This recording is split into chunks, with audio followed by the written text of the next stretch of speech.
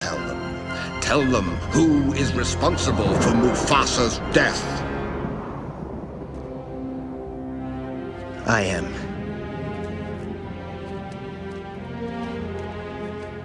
It's not true.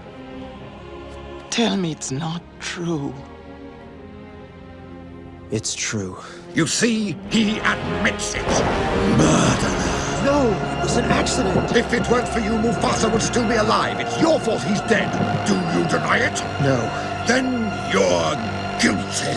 No, I'm not a murderer. Oh, Simba, you're in trouble again.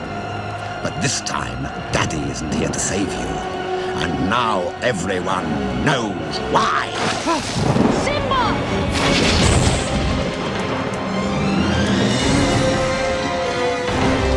Now, this looks familiar. Where have I seen this before?